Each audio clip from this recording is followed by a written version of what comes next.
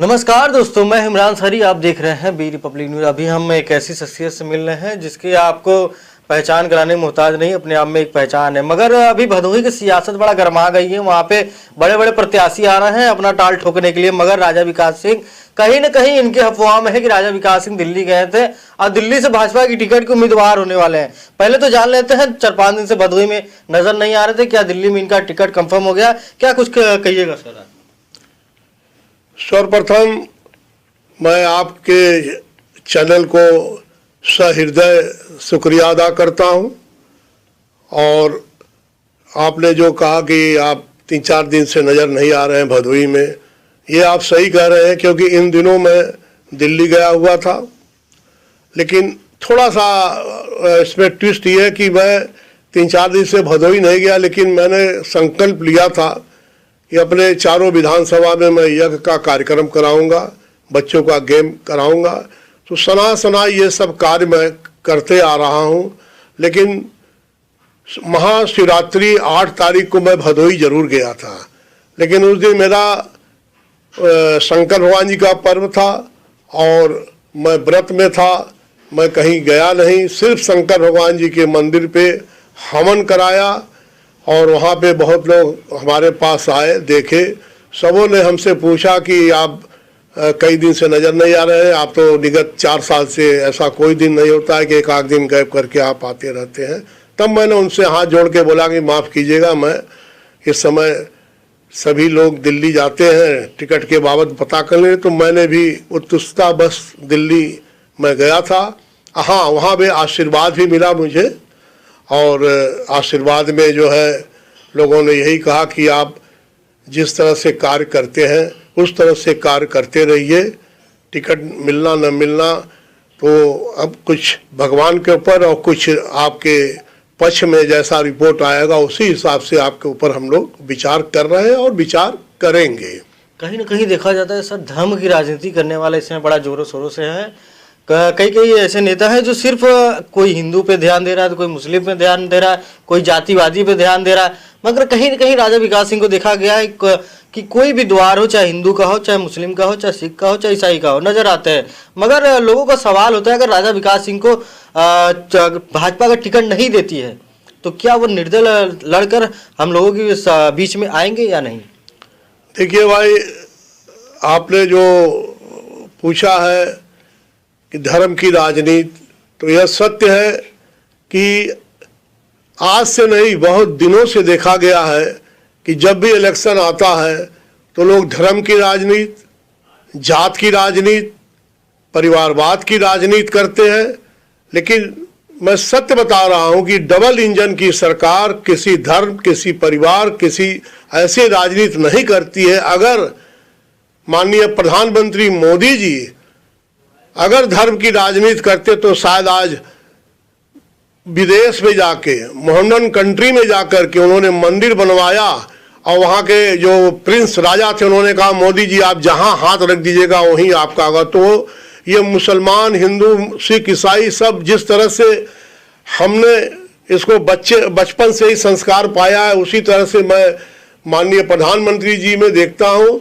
और माननीय प्रधानमंत्री जी, मुख्यमंत्री योगी जी, ये लोग किसी जात विशेष या किसी परिवार को लेके नहीं चलने वाले हैं। और मेरी जहाँ तक बात है तो आप मुझे अवघड़ समझिए चाहे जो समझिए, हम मंदिर, मस्जिद, गिरजाघर, गुरुद्वारे पे मत्था टेकते हैं। आए दिन लोग हमको वहाँ पे देखते हैं, क्योंकि मैं गरीबों को अपना अजीज मानता हूँ, उन्हें गले लगाता हूँ, चाहे वो हिंदू का हो, चाहे मुसलमान का हो, चाहे सिख का हो, चाहे ईसाई का हो। मेरी राजनीति ये नहीं है कि हम एक धर्म, एक परिवार को लेके चलने वाले आदमी हैं। मैं 40 साल तक वर्दी पहन के प्रशासन की सेवा किया हूँ और 3 गेम में इंडिया में खेले हुए हूँ। आज भी अगर आप मुझे देख लेंगे सामने से तो आपको यही लगेगा कि वो मेरे उम्र को कोई नहीं बता पाता है। 45 से 50 साल मेरी उम्र लोग आंकते हैं, लेकिन संयम, विचार, ये सब मेरे में कूट कूट के भरा हुआ है। और मैं विगत रिटायर होने के बाद करीब 4 साल से मैं क्षेत्र में काम किया हूँ। जरूर मैं राजा परिवार से बिलोंग करता हूँ। हम लोग मझौली स्टेट देवरिया के पास है, वहाँ से निकल करके हमें अनई स्टेट मिला था जो काशी के अंदर है, जिस अनई स्टेट में भदोही भी आता था।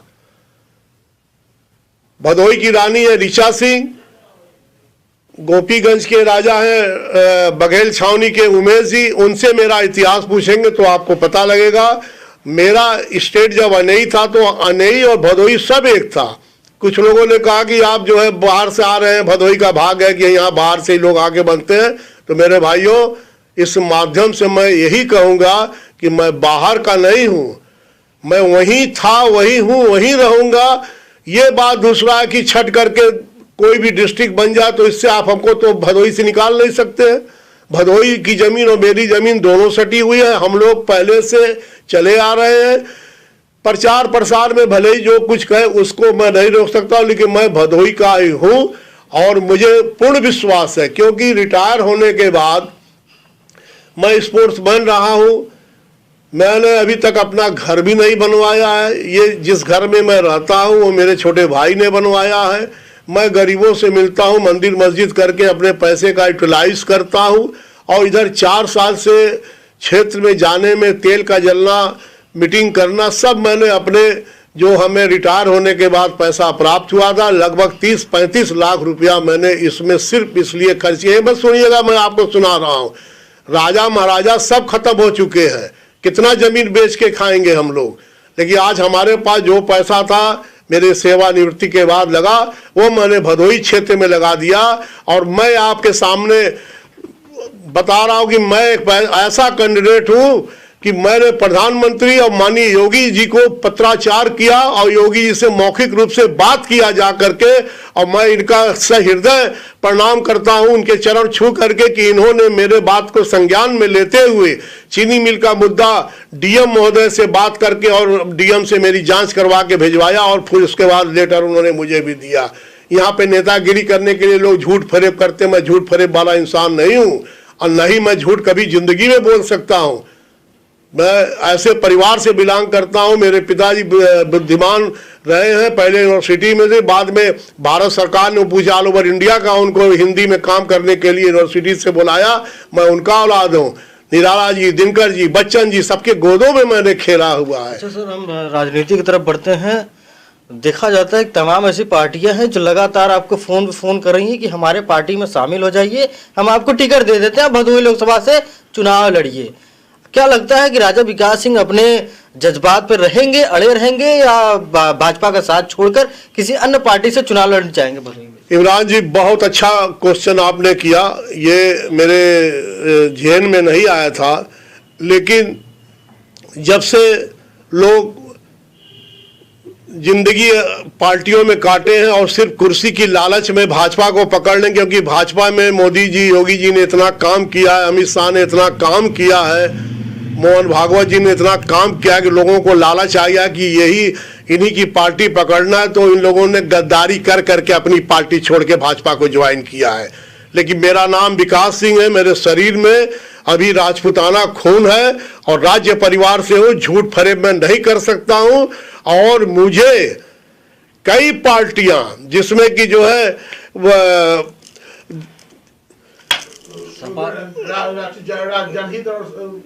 जनहित और सम समाज पार्टी के राष्ट्रीय अध्यक्ष माननीय विभूति नारायण सिंह ने मुझसे कई बार फोन किया कि आप मेरी पार्टी से लड़िए। सपा से भदोही के बहुत प्रतिष्ठित व्यक्ति हैं अहमद भाई, जो एक्सपोर्ट इंपोर्ट का काम चलता है, उन्होंने डायरेक्ट अखिलेश से बात किया कि ये बहुत ईमानदार, बहुत अच्छे इंसान, बहुत अच्छे परिवार के हैं। मेरी लड़की की शादी नहीं हो रही थी, इन्होंने कराया। मैं मोहनडन हूँ, हिंदू है, लेकिन मेरी लड़की की शादी के लिए अपने घर में बैठा किया मैंने। अखिलेश जी से उन्होंने बात किया और मेरे लिए कहा कि आप सपा से लड़ जाइए अगर भाजपा में आपको दिक्कत महसूस हो रही है। तब मेरे भाइयों, मैंने यही कहा कि आप लोग को मैं बहुत बहुत धन्यवाद। सहृदय विभूति नारायण सिंह जो राष्ट्रीय अध्यक्ष है अपने पार्टी के, अहमद भाई जो जिनके यहाँ अखिलेश जी और सब लोग हमेशा से आते जाते रहे हैं, उनको मैंने हाथ जोड़ करके यही कहा कि देखिए, आप लोग मेरे बारे में इतना अच्छा सोचे और हमसे इस बात किए, इसके लिए मैं आपका कृतज्ञ हूँ। परंतु मेरे भाई माफ करना, मैं गोरखपुर में महाराणा प्रताप इंटर कॉलेज से पढ़ाई शुरू किया था और 11 साल की अवस्था से मैंने आरएसएस को ज्वाइन किया त्रिपाठी मार साहब के संरक्षण में। और शेर कोठी पे हम लोग की जो है मीटिंग होती थी, विष्णु मंदिर पे हमारा शाखा चलता था। और मैं कभी गद्दारी नहीं कर सकता हूं। मैं अगर मेरा सर भी कट जाएगा तो मैं भाजपा को नहीं छोड़ूंगा। अगर मेरी किसी कारण मृत्यु भी हो जाती है तो राष्ट्रीय झंडा और भारतीय झंडा भाजपा के झंडा में ही मेरी अर्थी को उठाया जाए, ये मेरा अंतिम निर्णय होगा। मैं दल बदलू नहीं हूं। माननीय भागवत जी जो इतने बड़े हैं आरएसएस के, उन्होंने अपने ट्वीट से किया, उसी के बाद से मेरा मनोबल इतना हाई हुआ। उन्होंने अपने ट्वीट में लिख करके दिया कि मुझे भाजपा में प्रशासनिक अधिकारी और क्षत्रिय कुल के लोग चाहिए जो शासन और प्रशासन को चलाएं, वो अच्छा चलाएंगे। उसके बाद से मैंने एड़ी चोटी लगा दिया। रात भदोई में कहाँ खाते हैं, दिन में कहाँ सोते हैं, रात को कहाँ सोते हैं, मैंने नहीं देखा। मैं अपनी जी जान से लगा दिया।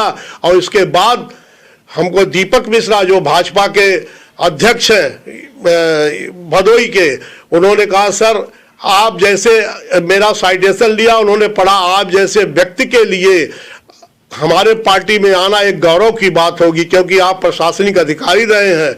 और आपका जो है, हमने ये कहा बाबू अगर 10 आदमी का नाम भी भेजना तो एक नाम मेरा जरूर भेज देना, और मेरा साइटेशन लेकर के देख करके हो सकता है कि लोगों को मेरे प्रति विचार करने का मौका मिले। चलिए सर, एक आखिरी सवाल करते हैं। आप लगातार लोगों के बीच में जा रहे हैं, उठ बैठ रहे हैं, अब बड़े ऐसे काम हैं जो करवाए, बच्चों को प्रेरणा भी दे रहे हैं, शिक्षा को लेकर लोगों को बढ़ावा दे रहे हैं, कई ऐसे कामों से आप वहां पे बड़ा चर्चित में हैं।